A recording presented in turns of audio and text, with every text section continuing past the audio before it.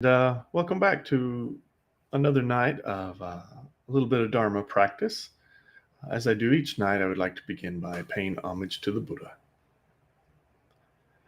Namo tassa bhagavato arahato samma sambuddhassa. Namo tassa bhagavato arahato samma sambuddhassa. Namo tassa bhagavato arahato samma sambuddhassa.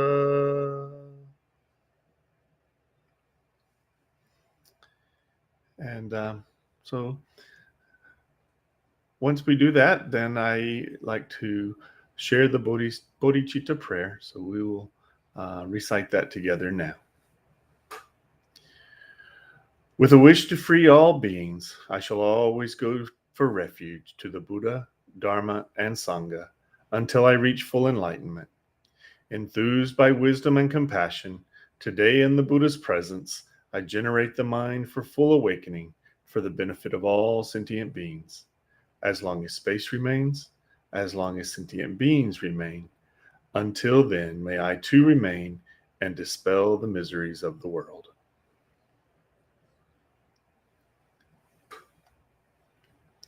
So tonight I was reading, and so I was reading in the Samyutta Nikaya, and in the Samyutta Nikaya, I stumbled across a sutta on the five animosities, and it reminded me that the five animosities that the Buddha taught about are the polar opposites, are exactly what he taught us in the five precepts that he taught us. And so recently, our One Mind Zen Collective had a precept ceremony, and it was a special ceremony for me, of course, as we've talked about. But for one of the young ladies in our organization, she took five precepts for the first time. And I was really thinking, we kind of modernize them a little bit, and I think most Zen orders do to some extent, but they're still the very basics of this ancient system of morality that the Buddha tried to teach us to live a happier life and to suffer less, and to not bring suffering to other people or other sentient beings. And I thought, what a wonderful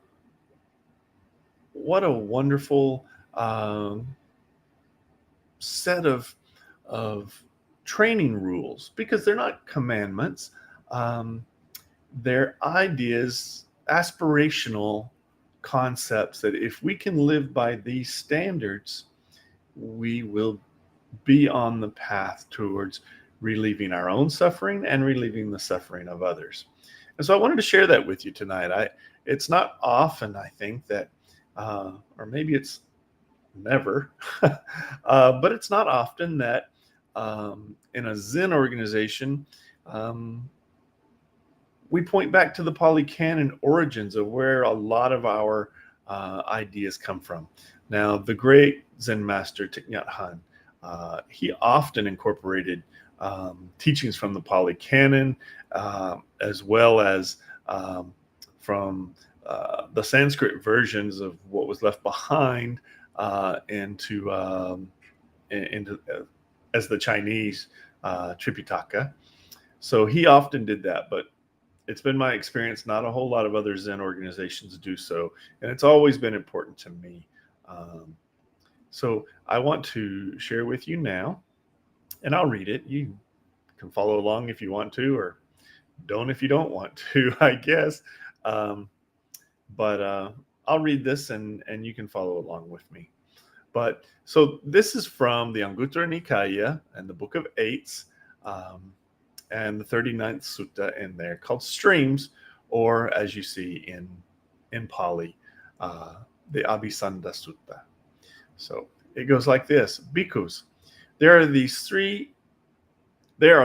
8 streams of merit, streams of the wholesome, nutriments of happiness, heavenly, ripening in happiness, conducive to heaven, that lead to what is wished for, desired, and agreeable, to one's welfare and happiness. What 8? Here, a noble disciple has gone for refuge to the Buddha.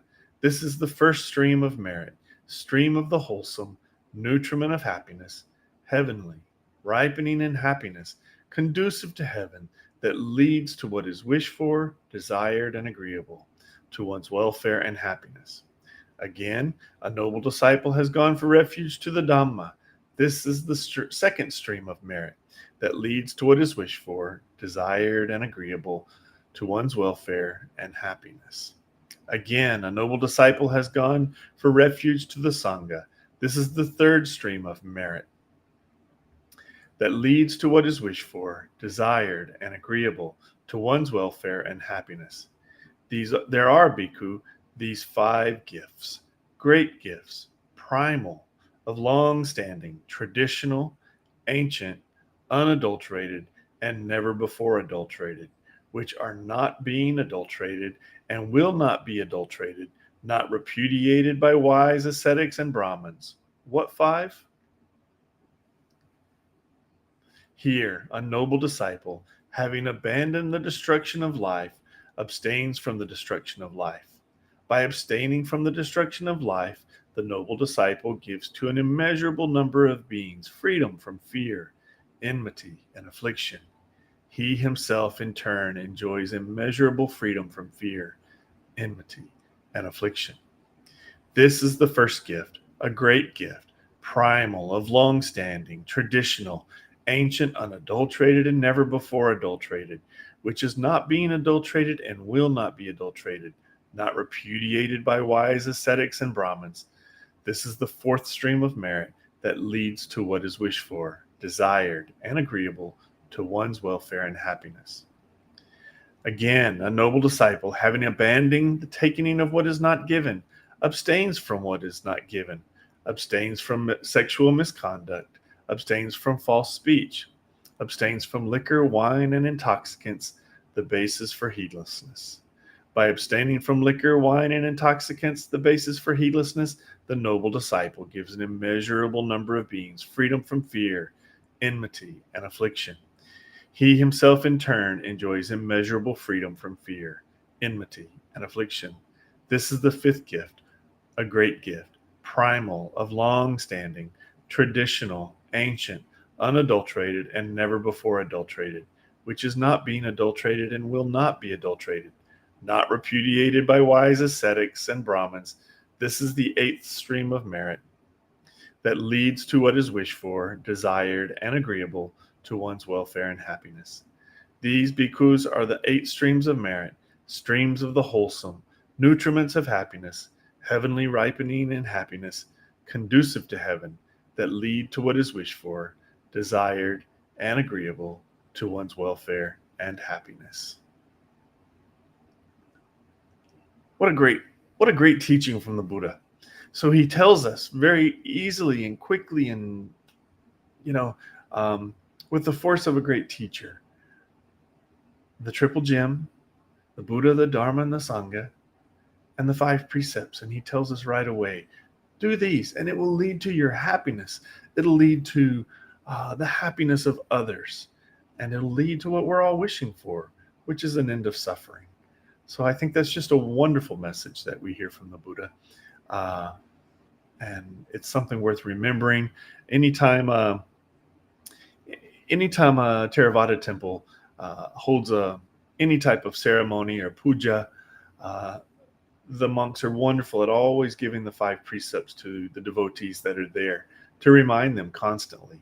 And it's something I wish we would do a little bit more of in our Zen communities, is to remind each other of the precepts that we take and why we take them. That it does lead to an end of suffering, and it leads to our happiness and the happiness of others. So I think that's just a wonderful thing to do is to remember these precepts and why we take them. But I just wanted to share that with you tonight because, because I think it hits to the heart of where these things come from. They actually do come from the days of the Buddha. There are a number of sutras that are part of the Mahayana teachings, and they talk a lot about the different precepts that we take, specifically these 5. But they have sutras that talk about the Bodhisattva precepts. Just in there are lots of sutras that go into these where they're being taught by other bodhisattvas or by the Buddha speaking to bodhisattvas. But these are very particular to the Pali Canon and its origin story. And I wanted to share that. I just wanted to share the origin story with you guys tonight. So one of the things I decided I wanted to do tonight, in addition to what I've been doing in the past, is I wanted to chant the Heart Sutra. Zen organizations around the world always chant the Heart Sutra at nearly every meeting that they have. And I won't do it every night, but I wanted to do it tonight, and just share it with some of you who haven't followed me along in the past on some of my videos that I've done. So with that, let me share this screen with you.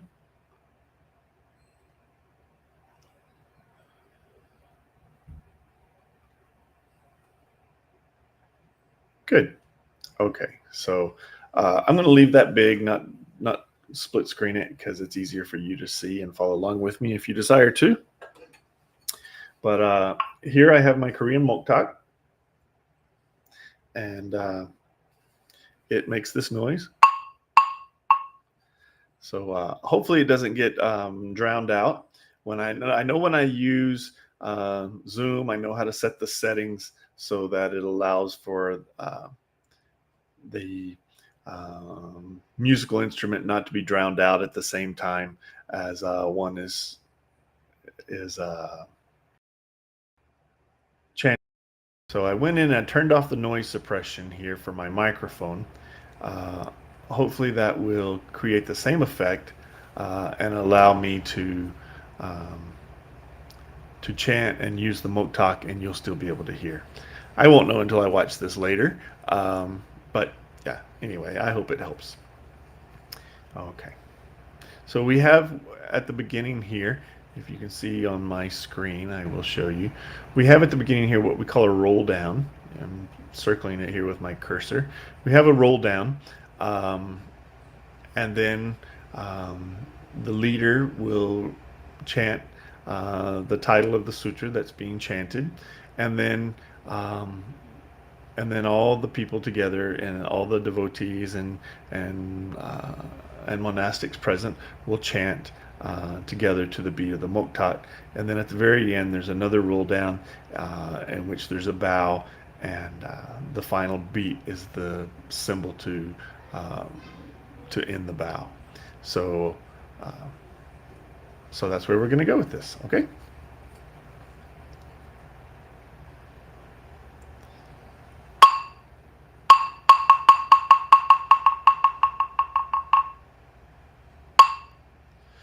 The Maha Prajna Paramita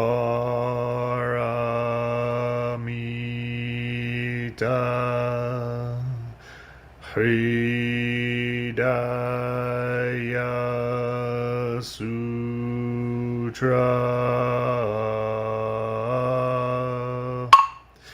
Avalokiteshvara Bodhisattva, when practicing deeply the Prajna Paramita, perceives that all 5 skandhas are empty and is safe from all suffering and distress. Shariputra, form does not differ from emptiness.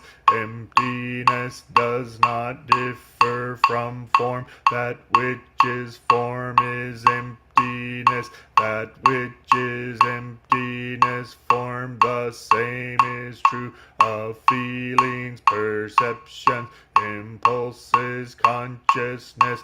Shariputra, all dharmas are marked with emptiness. They do not appear or disappear, are not tainted or pure, do not increase or decrease. Therefore in emptiness, no form, no feelings, perceptions, impulses, consciousness, no eyes, no ears, no nose, no tongue, no body, no mind, no color, no sound, no smell, no taste, no touch, no object of mind, no realm of eyes, so forth until no realm of mind consciousness, no ignorance, and also no extinction of it, and so forth until no old age and death,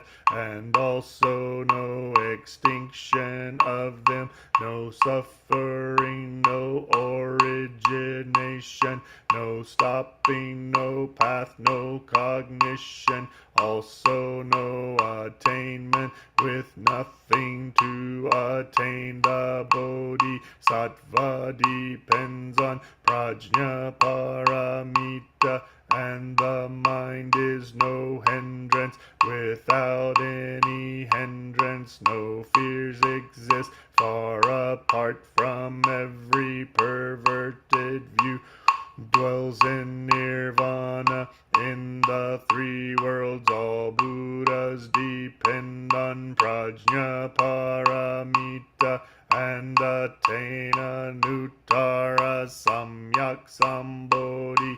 Therefore know that prajna paramita is the great transcendent mantra, is the great bright mantra, is the utmost mantra, is the supreme mantra, which is able to all suffering and is true, not false. So proclaim the prajna paramita mantra. Proclaim the mantra which says Gatte gatte para gatte parasam gatte bodhi swaha. Gatte gatte para gatte parasam gatte bodhi swaha. Gatte gatte para gatte parasam gatte bodhi swaha.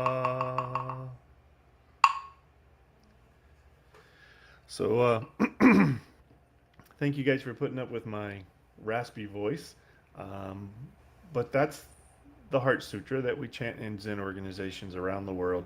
Um, the tradition is to chant it in the language that is common to the people of the location of that Zen center, and so we chant in English, of course. Um, but I have a dear Dharma brother who chants in. He leads chants for us occasionally in Spanish, because of course we have lots of Spanish speakers here in America, and we have Korean versions of it. There are Vietnamese, Chinese versions, lots and lots of translated versions of the Heart Sutra. Like I said, it's chanted all around the world. But I think it's important in the practice that I try to lead in English, and so I also wanted to share with you guys my idea that I really hope to soon start a English Dharma organization. I think my wife wants us to move back to Vietnam soon. So it will depend on how we sell our house and whatever. But when we get there, I want to start an English Dharma group. And I have decided to name it One Dharma Zen. That defines me to a T. That there is one Dharma. And that is the most important concept in my practice, is that all the traditions bring something rich uh, to helping us learn to awaken.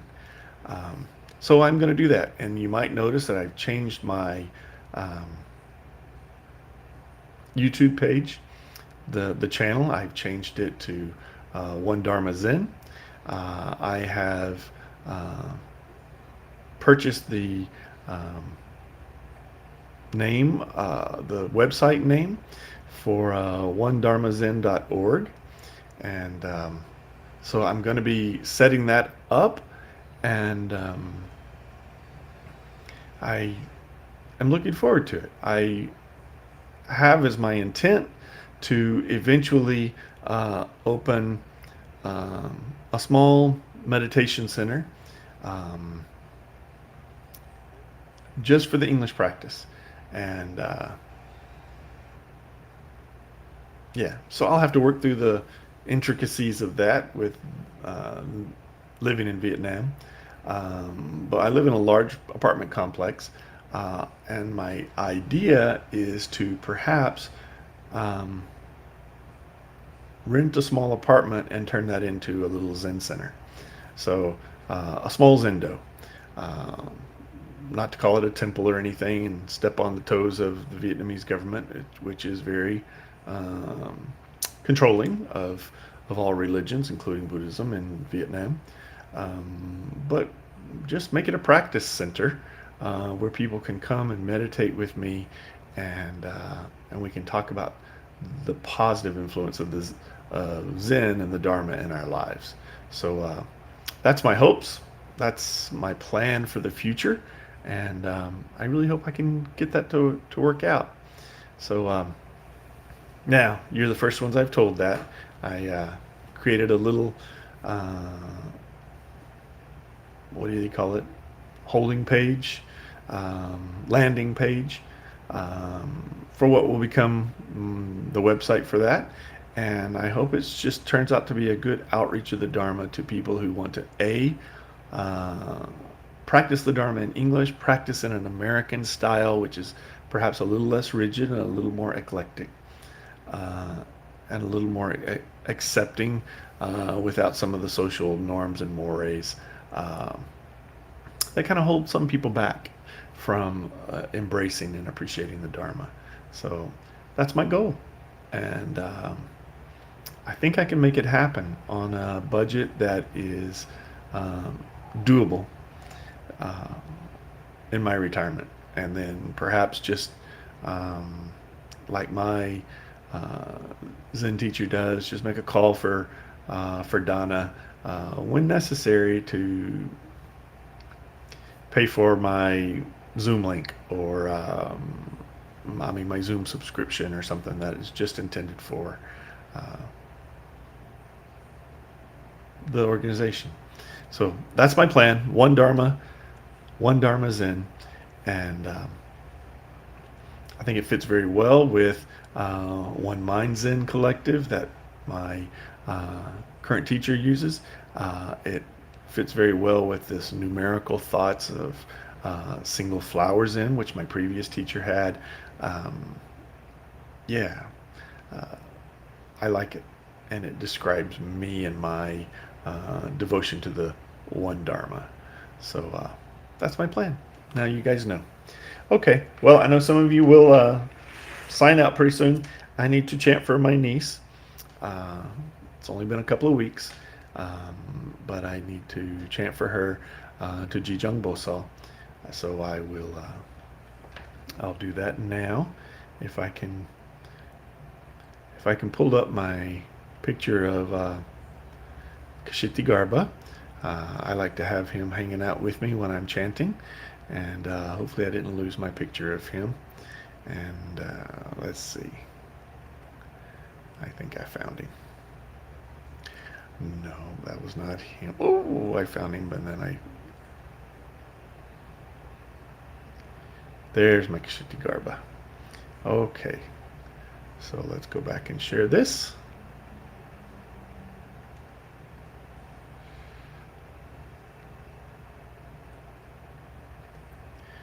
There we go, friends.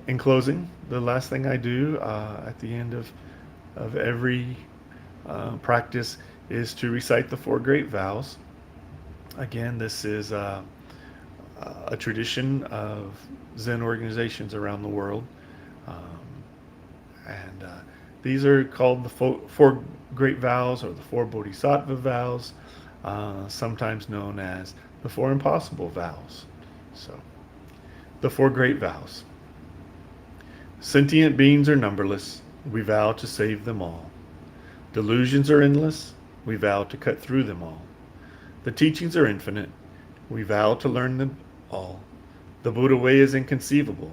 We vow to attain it. Thank you for practicing with me tonight, for joining me in my practice.